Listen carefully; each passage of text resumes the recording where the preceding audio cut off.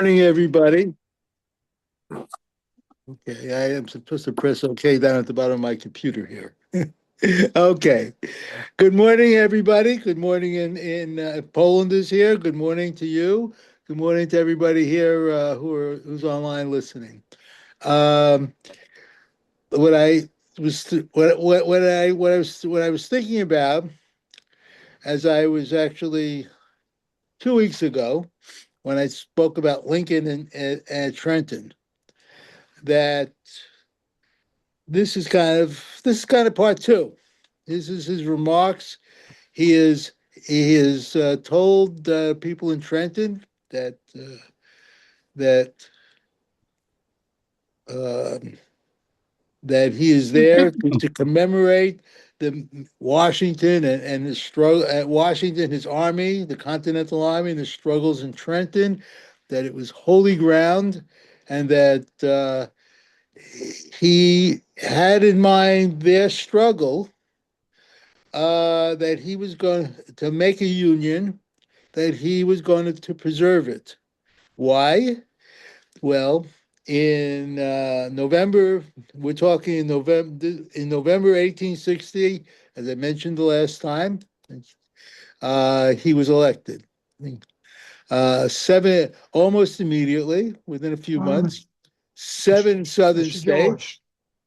This is yours. You want it? seven southern states, including No including longer. South Carolina, Nat, Okay. uh, seceded from the Union.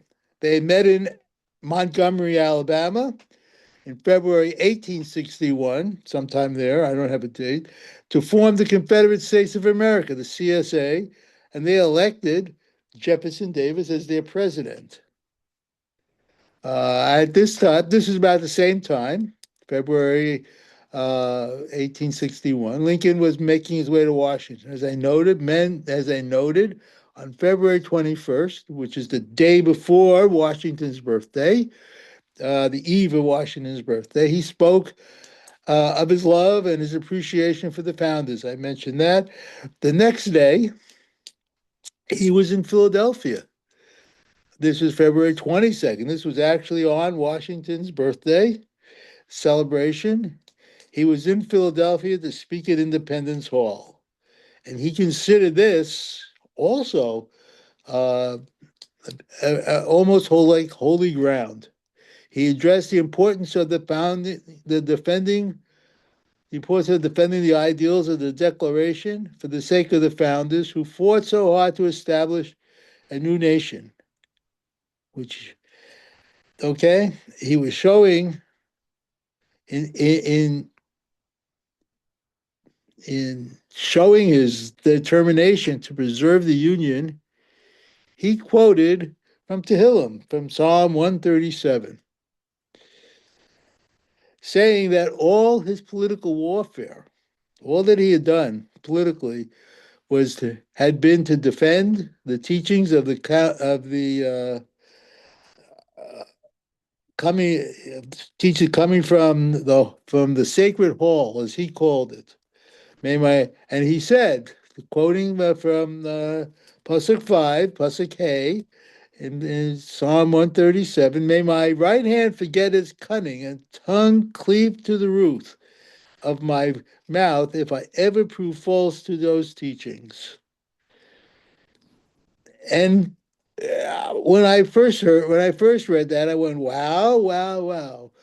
But when I looked more carefully at that Hillam, uh, what do we see?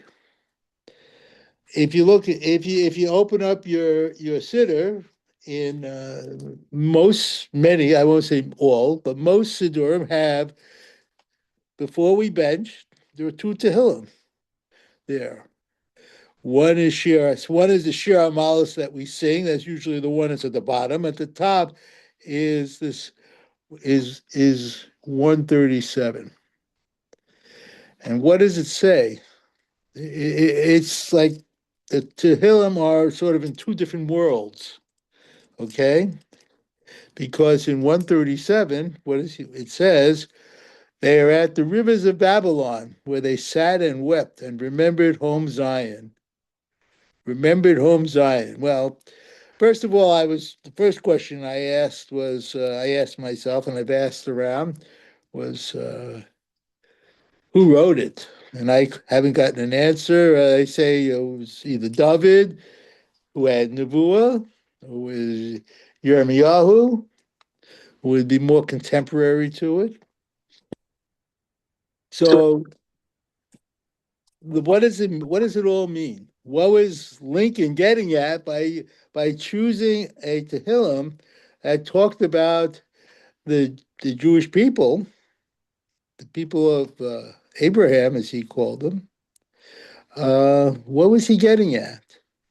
What was the history of it that was behind it? Because he seemed like he was very versed in the history of the story of the Bible story, and so I just kind of wrote down the things, and we're in the middle of the 3 weeks, so in a sense, this is the thought sort of got to me.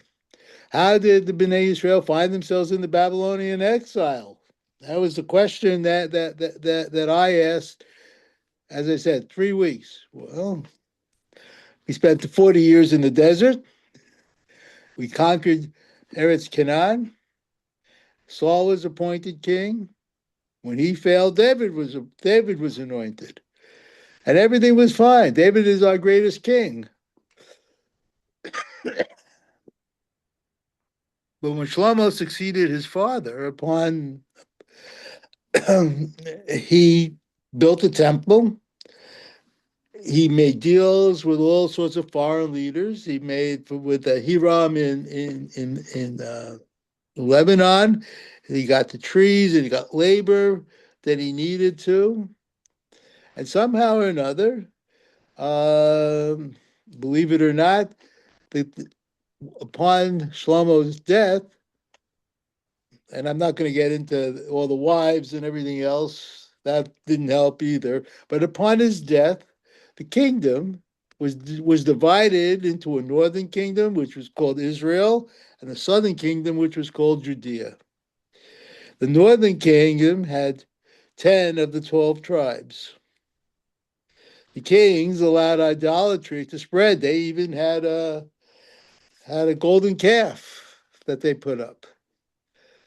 But what happened to them in the end was they were maybe accustomed to the idolatry. When the Assyrians captured the 10 tribes, they took them north, and the 10 tribes had basically disappeared, assimilated into the country.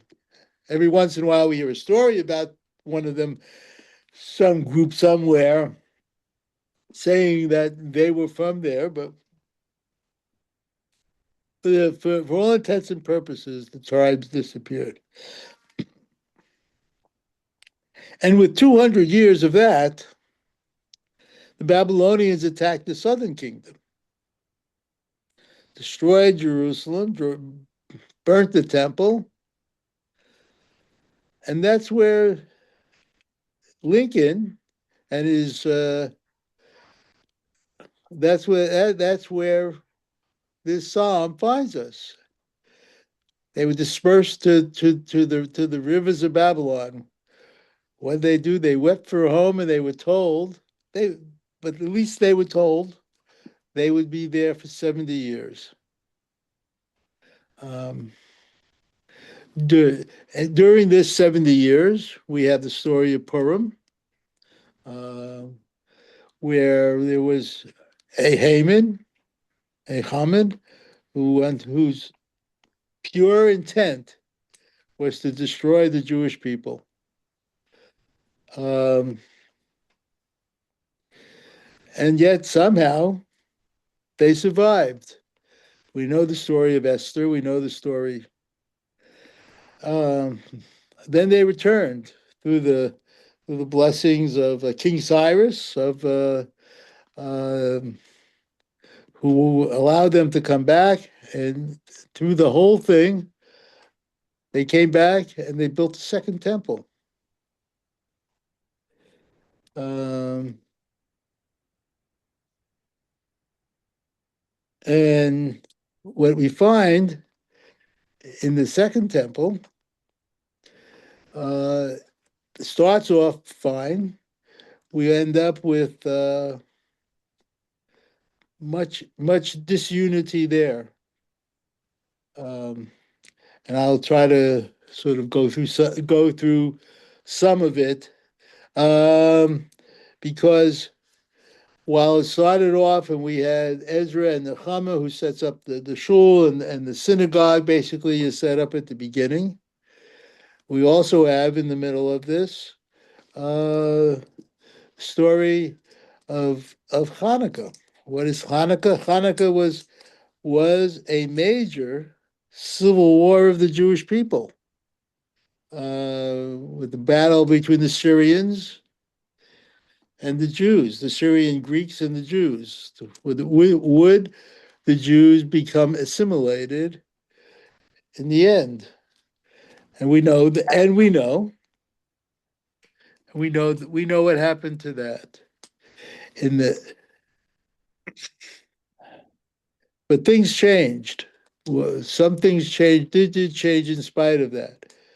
Um, we know that there was a separation of powers, and the kings were could not be from the tribe of from the tribe. It could only be. Let's put it this way: they could only be from the tribe of Judah, Yehuda. But that isn't quite how it worked out, because the Hashmonim, who were the leaders of the Hanukkah, were in our Hanukkah story.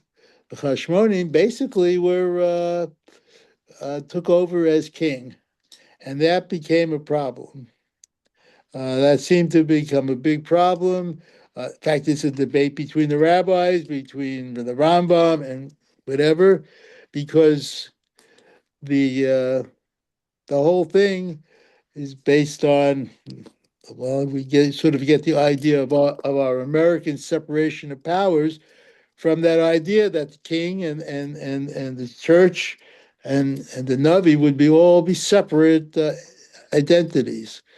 Um, and then we get after that, in that kind of confusion, we get King Herod who comes in and he rebuilds the temple all sorts of different ways.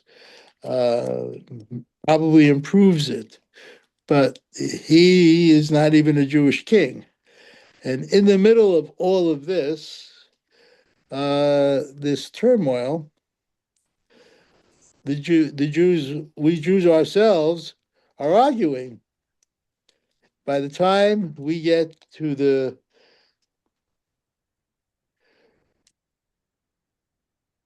uh, by the time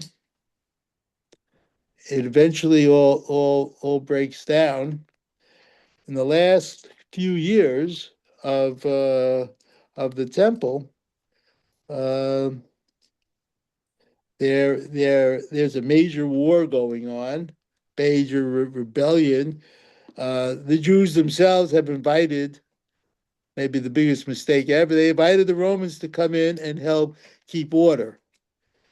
Uh, and of course, the Romans can't resist taking over completely. They send in their own people to lead. There's a story of the I don't of there's a story of what's that guy Pontius Pilate from the uh, who and they create much problems. The people in charge of the temple, of course, are the Kohanim, and most of the Kohanim from the Sadducees became most of the Kohanim became Sadducees, and they were the ones in charge, and they were the ones who basically worked with the Romans to keep the peace, to run the temple, to run the store, and they had major power over the land. Um, and there were the rabbis, and there was everybody else who was involved in this. Uh, at the very end, I'm kind of skipping along here, but the rabbis basically said that they didn't think that as the Romans moved in and they surrounded the temple, and which was what we had on Shiva Sabatamas, when they surrounded the temple, whatever the rabbis, most of the rabbis wanted to make peace, but the zealots, okay, who are the fighters, wanted to fight the Romans. They thought they could win. Um, there was plenty of food there was plenty of food in the temple. There was plenty of everything there that they could have held out for a long time. But to sort of accelerate the movement, what did they do? The zealots burnt the food. They were trying to force a fight between the Romans. Um, and it and as we know, that at the time, from what I've read about some of the contemporary stuff about this, is that between that Pesach, that last Pesach, to the burning of the temple, there was no Pesach, there was no nothing. It was just turmoil within Jerusalem. And we have the story of Shimon ben Yochai leaving the temples, leaving Jerusalem, trying to making a deal with Titus. Uh, Very destructive time for the Jews because they did not beat the Romans. We know that. Uh, and the temple itself was destroyed. Now, we know Shimon ben Yochai was able to go off and help set up what we call today uh, um, what we call today rabbinic Judaism, uh, and they kept it alive for 2,000 years until he came back. The Sadducees and those Kohanim and the Sadducees, they were out of business. There was no temple. There was no Rome. The Romans threw everybody out. They destroyed the city. Um, and then the Jews' last stand was the Bar Kokhba rebellion in 125, in which at first the Jewish army was winning. They chased them. They thought they had beaten the Romans, but the Romans weren't going to lose to somebody in I guess you would call them the colonies or the provinces or whatever. However they looked at it, they were going to lose, and they sent 2 or 3 armies to overwhelm the Jews, and they did. And even though that Rabbi Akiva thought Bar Kokhba might have been Mashiach, unfortunately, he wasn't. Rabbi Akiva was probably wrong, but there was this feeling that did not want to be ruled by the Romans. So it was a big. So they were overwhelmed by the defeat. Um, and that is, and they were overwhelmed by it. And of course, we know that the Romans did not let them bury the fallen Jewish soldiers at all, and they were out there for 3 years. And the miracle was that the bodies hadn't been decayed in 3 years, and we added a bracha to our benching to commemorate that. So the point is, to this very quick run of Jewish history that I've tried to throw at you, is that Lincoln was pretty much aware of this. In fact, some as he had made a speech in 1858 which he opened it up and saying, a nation divided among itself cannot stand. So he knew the disunity and what could happen to a nation that was not together. In fact, we see it together. We can see it together today in some ways, but not quite like it was in 1860. We hadn't divided in 1860 into two nations. Those seven nations that were those seven states joined up with a few more. With Texas, Virginia joined them, and there was a war, a very bloody war, a bloody American Civil War that was fought. More deaths than I think it was over 500,000 men died to keep the nation together. And what would eventually happen also was to free the slaves. Lincoln's goal was that started off just as being to keep the nation together, from not let it divide, as happened with Shlomo. That it was that was where we were going. He had to keep the nation together.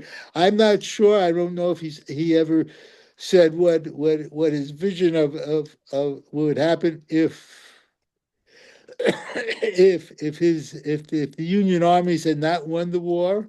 I don't know, but he might have seen this kind of destruction of the nation. It would not have been the same. Sometimes I ask myself the question: is since my grandparents came about 20, 25 years after the Civil War, what would have happened? Would they have come here? Would it still have been the nation, the Golden Medina? Would it still have been the nation where they would have come? I don't know. I don't know. They may have, but I don't know. This is whole idea.